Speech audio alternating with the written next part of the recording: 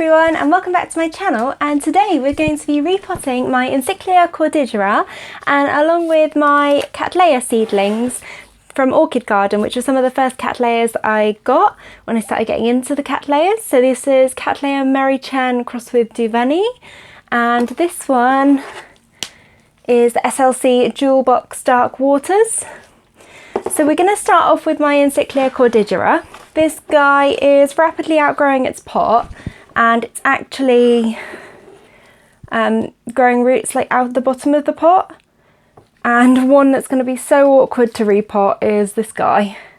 Came out of a hole. So these are reused pots. I used to just keep them in organic media in these pots, and instead of throwing them out I decided to reuse them. So they do have extra ventilation holes when I switched to like self-watering or semi-hydro with LECA.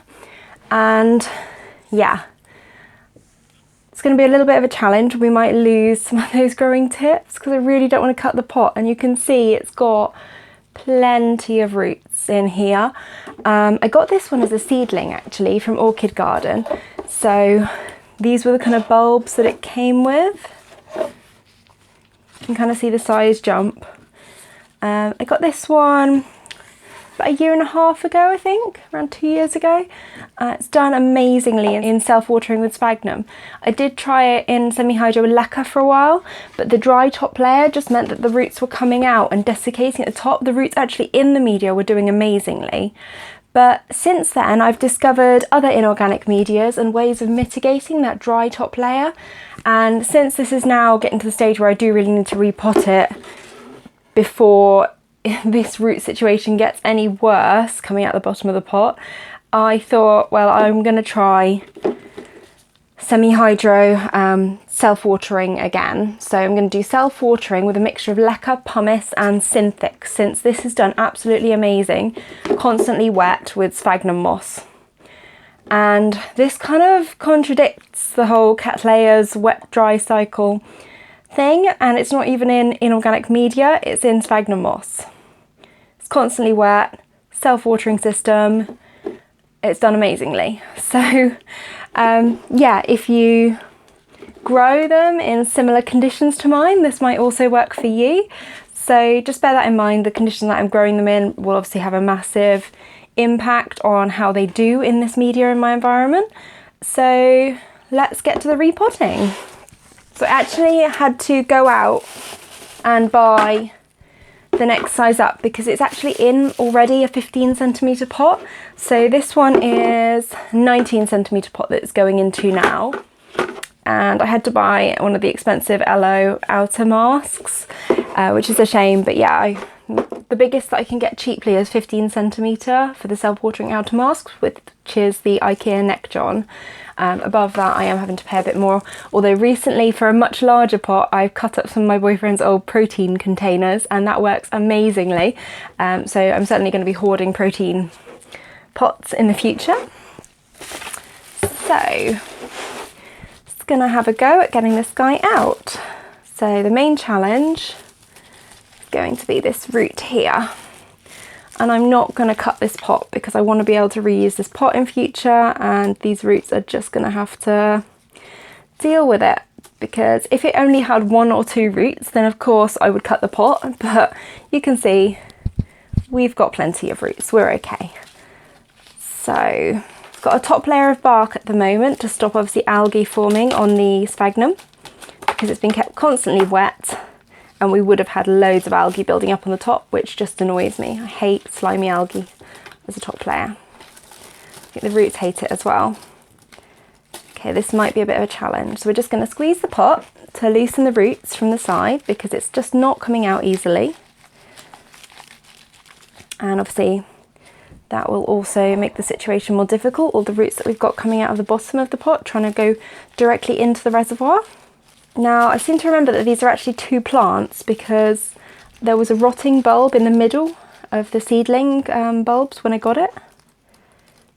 So I seem to remember having to divide these because I had to take that middle bulb out. Okay, we're moving. So I'm just going to really, sorry, I'm blocking this, really gently pull and hope that these roots will flex. There you go, amazing. Now the fun part. So apparently it's embedded itself into the self-watering wicks there. Just going to pop this down very gently while I work around it. You can see how lovely and fat these bulbs are, and actually, just to talk you through this while we've got it out, it's very hard to pick up. I don't know if you can see in there, but we've actually got sheaths forming on all of them, all of the newest growths. And we've also got one on this middle one, if I can show you. You see, and they don't have these on like the smaller growths. So I think it got ready to bloom, but then it's also started new growths off these big bulbs already. So I don't really know if it's actually going to bloom or if it's going to wait for spring and bloom from the older bulbs, or the sheaths do seem to be getting bigger very slowly, so I don't know what's going to happen. As I said, I've had it from a seedling, so this will be its first blooming if it does bloom. Now any LECA that stays on the roots, because I have had it in a mixture of sphagnum and LECA, is going to just stay on, because it's going to go into another mix of LECA. I'm going to do my best not to damage these amazing roots, but it's not going to be the easiest job, and this plant is very, very heavy. You can see this lovely long strand sphagnum from Bez Grow. It's just still quite fluffy. I think this has been in self-watering with moss for about a year now. Actually not that broken down. It's not really smelling that bad, even though it's been constantly wet. I do think the batch quality varies a little bit with the sphagnum, you know, because some that I've had in self-watering and has been constantly wet, after like 6 months, it's starting to feel a little bit like it's breaking down, whereas some of it, I can't really explain it. I'm gradually taking all of my orchids out of sphagnum moss in self-watering now that I've found a way of keeping the top layer of the LECA moist if I use a mix of like Synthic and other like more moisture retentive mixes. So that was my major barrier before with the self-watering with LECA or semi-hydro with LECA, that dry top layer. And I kind of always thought of it that if it didn't work in semi-hydro with LECA, it had to go into like a moss mix, because I hate bark, I really hate bark. But it's really changed my whole outlook on the way I grow, actually, discovering that there are other mixes that I can put in to make inorganic self-watering systems work really well for any orchid, actually. So I'm gradually going to be eliminating moss over the next few months after some initial trials. And I've been doing massive repots, which I haven't filmed all just because it's so much quicker if I just get on and do it. I know that that's the point of this YouTube channel is to record stuff, but I also really am struggling for time at the moment. So bear with me while I do that, and I'm going to try and record as much as possible. But if I change setups, I'm going to explain why I've changed them. I'm not just going to change it and then not tell you guys. It's just time limit thing at the moment that I'm not recording it, but I'm not just doing it off camera and not going to say anything about it. So yeah, now let's try and hold this by the bulbs, which is really difficult because the Cordigera bulbs are so smooth and shiny, which is one thing I absolutely love about them. But it does mean they're really difficult to actually grip. So I kind of wanted to talk a little bit about the wet-dry cycle that a lot of people really ascribe to with organic medias and Cattleya types. I mean, with semi-hydro, I've got away from that anyway, and it works. And I've always thought that's because of the aeration and because of the sphere packing effect, where you always have a large volume of air in the media. But this is a sphagnum moss media, and this is a Cattleya alliance species. Like, Encyclias aren't exactly the same as Cattleyas, but they are in that family. And so a lot of people treat them as Cattleyas. And for me, I personally have found that they just require that bit more moisture. They just seem to really love moisture, much more than some of my other Cattleyas, actually. So I do treat them differently, and obviously you can see I've not got any of my Cattleyas in self-watering with sphagnum, but the Encyclia Cordigera has done well. I think these kind of results speak for themselves, right? I don't really need to try and sell this to you that it's done well. I think we can see that it's done quite well. The main thing will be flowering it, which I haven't done yet, but obviously I've had it from a seedling. I'm not sure. I think we're now at flowering stage because we've got sheaths forming in these bulbs, but I don't know when it'll bloom because I always thought it was a spring bloomer. Don't know if that's the case, and we will see. This is growing under my Gemma LED light. That's been strong enough to induce flowering on several of my orchids. And I was sure that this was now a divided plant, and I think that these are the two sections where I divided a rotting bulb that was in the middle there. But the roots are so intertwined that we're just going to treat this as one plant. I didn't actually want to divide it. This wasn't an intentional division of the seedling, it just happened. So yeah. And one really nice thing about sphagnum, when it's not tightly packed, is it's just so easy to remove from roots. And any LECA that sticks to roots we're just going to leave on because there's going to be LECA in the mix anyway. It's going to be an inorganic setup, it's not going to matter. So yeah, the Encyclia Cordigera is such a vigorous grower. I would really recommend it to anyone who likes the look of the plant. Just go ahead and get it, it's really forgiving. They like a lot of moisture. Obviously in different climates, the way you keep it will vary.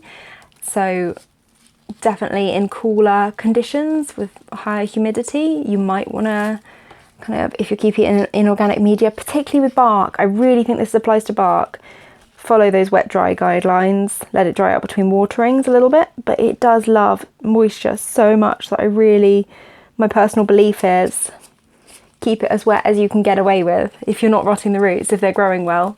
Root rot is just where the roots have died, and then obviously you've got recycling fungi that come in and break down the dead plant matter.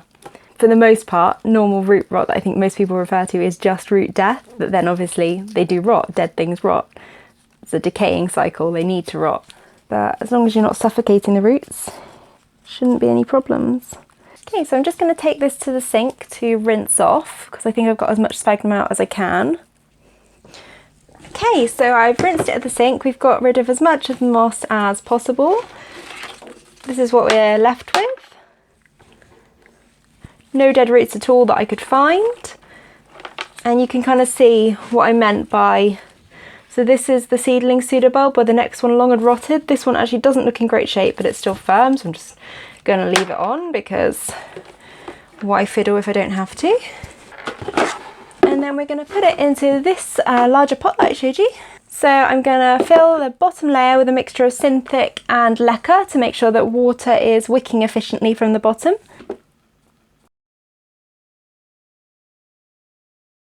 And that is my Encyclia Cordigera Repot all done into a nice wicking inorganic mix with a nice top layer of the horticultural grit to stop the top layer of the wicking materials drying out, but also to prevent algae formation, which I absolutely love. Obviously it's the inert media, so whenever root tips touch it, it actually doesn't desiccate them, it just traps a little bit of moisture into the top layer of the actual media. So I absolutely love it, and this is the final result. As you can see, it's still quite a nice airy mix, so I'm very confident that the Encyclia Cordigera here will do very well in this. And we've now got a nice layer of media between the root ball and the outside of the pot, which we didn't have before, which means that these roots will be absorbing much more moisture because they'll be covered kind of on all sides by the media. So I will of course keep you updated with how this does, but I'm confident that it will progress really well in this mix. And now onto the repot of the other two little Cattleyas seedlings that I had, and we will fly through this quite quickly, I think, because it's just going to be a very simple repot compared to the Cordigera. Nothing particularly difficult about these guys because they're already in semi-hydro with LECA, and they just need bigger pots because the reservoirs are running out too quickly. So I'm going to transfer them into self-watering with LECA into two pots that I prepared earlier. So this one is going to go into this little DIY self-watering pot using a recycled drinks bottle, and although it doesn't give the plant much extra room, you can see that this plant isn't filling the pot. It's quite a compact grower. What we need is that root space and more importantly, the reservoir space. So that's what this pot will provide. And then this one is the SLC Jewel Box Dark Waters, and again this one, the reservoir is just running out too quickly for the amount of roots that this one has. So the pot it's going to is actually about the same size, to be honest, but it's got double the reservoir, and it's just a pure reservoir of water, not a reservoir of water and LECA, so the volume will be larger.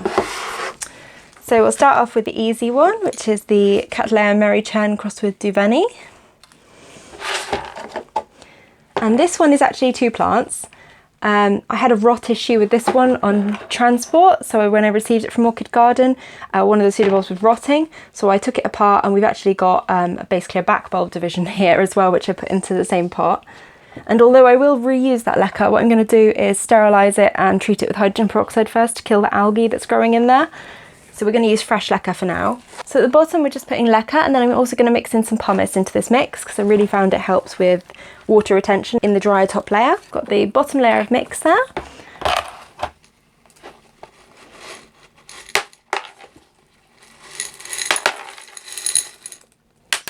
Just pulled the orchid out. I'm going to pop it straight into there.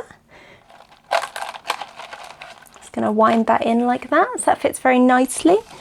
And then we're just going to take out that little back bulb division, which I think only has, yeah, 1 root. So one of the roots has basically come out, and then I think it's touched the dried top layer of LECA and the tip has burnt, and then it's branched. So we've got 1 good root on that little back bulb division. But these are, it's got a new little growth there. It really hasn't done very much. The original bulbs that it came with, I don't know if you can see the remains here, but they actually died. They just produced a few little tiny growths, which really haven't done much in the root department. Like, these are growths that have grown since I've had it. But we have one root, so it's not a massive root producer, this one. But it's a primary hybrid, but it's going to be a little bit less vigorous maybe than some of the complex hybrid Cattleyas. So that's the mix I've chosen for it. And we're actually just going to put a top layer of horticultural grit down to stop that dry top layer happening. And that is that repot all done for my Cattleya Mary Chen crossed with Duveni. Now we're just going to repot the SLC Jewel Box Dark Waters, and we're going to put it into this DIY self-watering container. And this one might be a challenge to get out because it's a lot of roots. We'll see. Yeah. So the issue with this is the roots have pressed the LECA. So LECA is a very hard material. It won't flex or allow itself to be tunneled through like bark would. So as roots grow into it, it becomes a very compacted, tight environment, and that's the problem with getting them out of these hard containers, because I can't squeeze the pot and get LECA out easily. There were a lot of comments in my last video about soaking first, but they're in semi-hydro with LECA, like the roots are already wet, they've been wet for quite a long time, so just a case of trying to get some of the LECA beads out to free up more room, and as soon as that happens it's easy to get the plant out. Just need to get to that stage.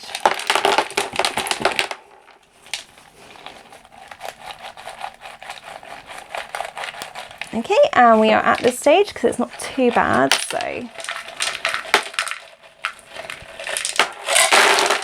can you see what I mean? There's a large volume of roots there, and got quite a lot of algae in this, but I'm just going to go and wash the root system off because of all the algae here. Okay, so I've rinsed that root system off, spritzed it all down with hydrogen peroxide, which in theory kills algae. I've definitely noticed that it's easier to get rid of algae build-up in pots if you spray it down with hydrogen peroxide. It just seems to dissolve it. So yeah, I'm not too bothered about algae in the reservoir. What I am bothered about is algae at the top layer. Algae in the reservoir, it doesn't seem to do that much. I'll be completely honest with you. I really don't have any ill effects. It's just ugly, really. So can do the same with this and putting the orchid into the new container.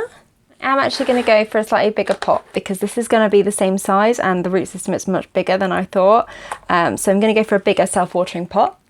So I'm actually going to be using a 15 centimetre self-watering pot for this one because I think it needs it, and that fits very nicely into that pot, as you can see. And then again, we're going to be putting a top layer of horticultural grit onto the top here to stop the top layer from drying out. And you can see I positioned it in a pot so that we do have one new direction of growth coming off the back here, but most of the new growth is at the front, and I positioned it slightly higher up because we've got a massive root ball there with loads of LECA in there, so it won't hurt for it at all to be a little bit higher in the pot, because the lower bulbs are kind of buried under there, so I don't want to bury them too much in the media. Okay, so the top layer of